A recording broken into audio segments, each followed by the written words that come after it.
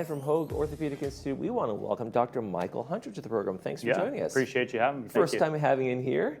Yep. I'm always a little upset when the doctors are better looking, younger than I am. Well, that's what all the older people say. They say right. The doctors get younger. The doctors get younger and younger. Every time I go see my doctor, I'm older. I'm older than all my doctors now. It's crazy. But welcome to the program. Thanks for being here. No problem. Let's talk about hip pain. Your specialty is hip surgeries and hip replacements and things like that. And what is the major cause of just when we have hip pain? Like I play basketball a lot, so I know like I have the impact kind of pain in my hips a little bit.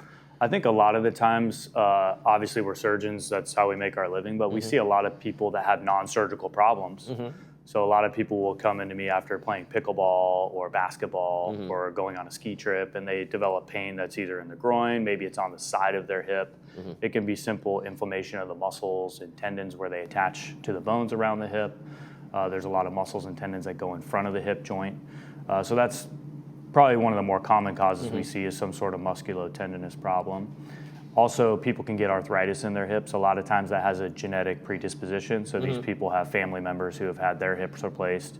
That generally is going to present with pain in the groin that goes down the thigh, and they feel like it's a pulled groin muscle, but when we get the x-rays in the office, we can see that the smooth layer on the end of the bone, called the cartilage, I tell people it's like dipping an ice cream cone in chocolate.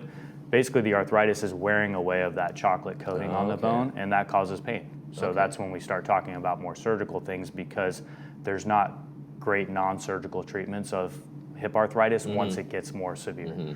And a groin injury, that would heal over time, that pain would go away, but if it's constant, then you probably know, okay, maybe it's some arthritic or some other kind of issue. Yeah, or if it gets worse over time, then that kind of tells us the story too, What can patients do? Are there therapies they can do? Like you said, sometimes it's ligament and muscle pain and things like that.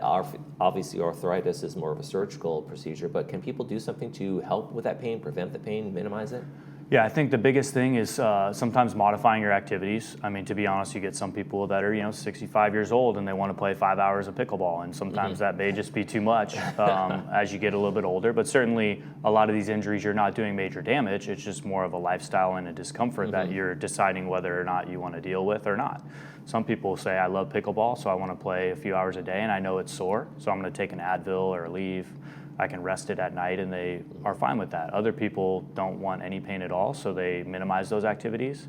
I encourage people to do low-impact activities like the elliptical machine, biking, swimming. That's obviously much better for your joints as opposed to like running or taking up long-distance jogging as a form of exercise. And so those are kind of the first-line treatments. Then we have anti-inflammatory medications similar to Advil and Aleve. We have long-acting versions of that you can take once a day. We have creams you can rub on the skin that function similarly. They don't work well for the hip because a lot of that pain is generally deeper, so it doesn't absorb to the same level as certain injuries around the knee or maybe the wrist or hand. And then obviously we have injections.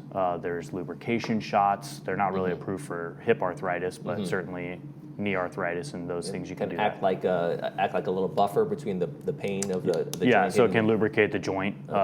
Some people think it actually recreates that cartilage layer, but it doesn't. It's simply just giving you some lubrication that your joint's not making at the time.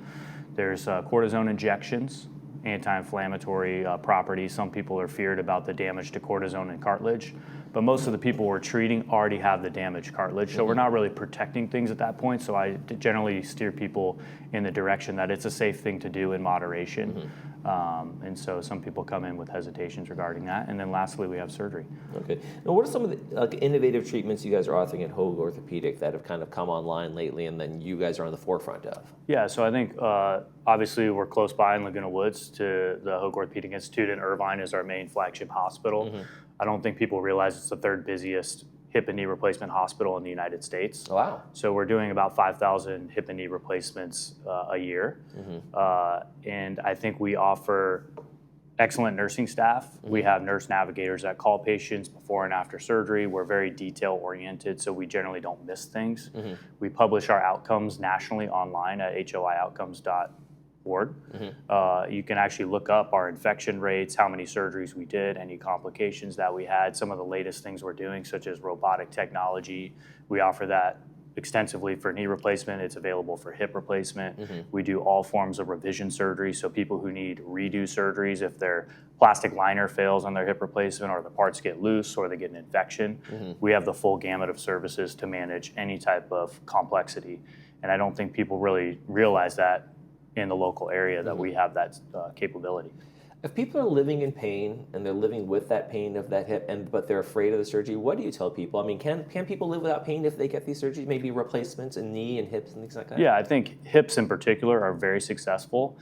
There's been several papers that have dubbed it as the best surgery in the last 100 years, that and cataract surgery. So it's very successful. And so generally, we sometimes talk people into hip replacements because they are so successful. If people are, a little bit hesitant and they're worried about the pain, generally has a 98% satisfaction rate. It's a little bit different for knee replacement.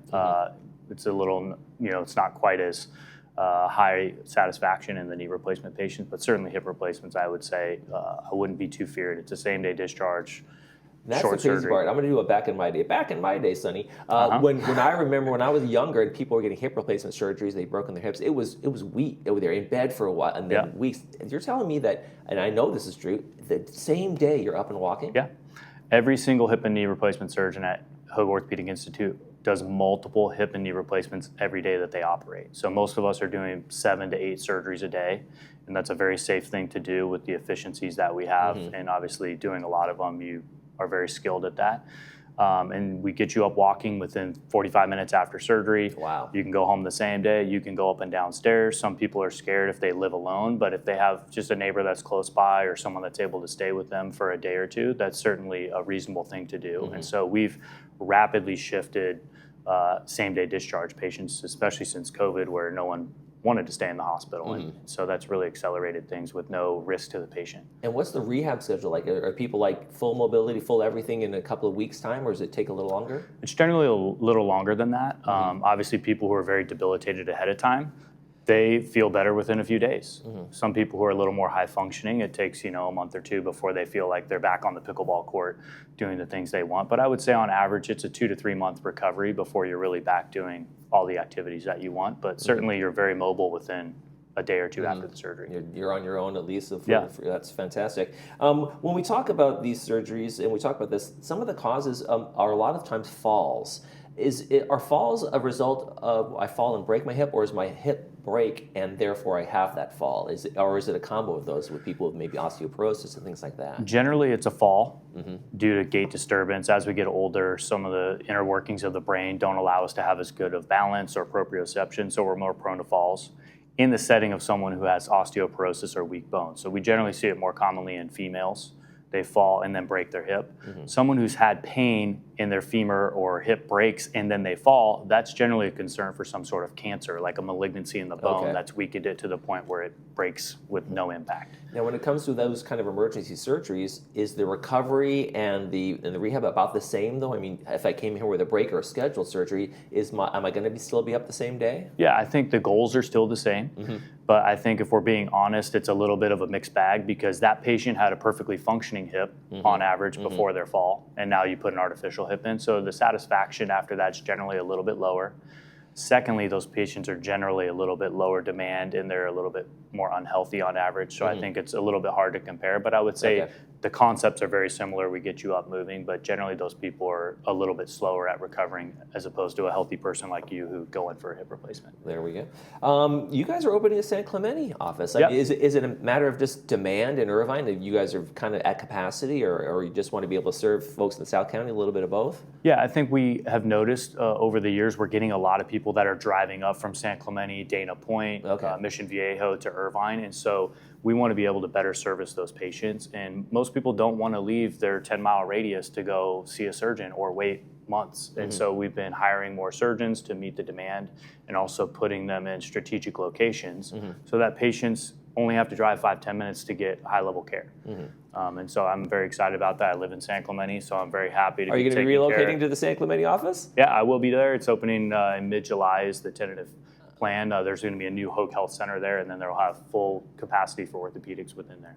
All right, if you want to see Dr. Michael Hunter, he'll be with one with big scissors in his hand and the ribbon at the big opening over the St. Clemente office. Thank you very much, Dr. Hunter, for coming in from Hoag Orthopedic Institute. No problem. Appreciate it. Thanks so much. Thank you. Yep. You're watching This Day. We'll be back in a little bit with the Lutheran Club and their big fashion show coming up. Stay with us.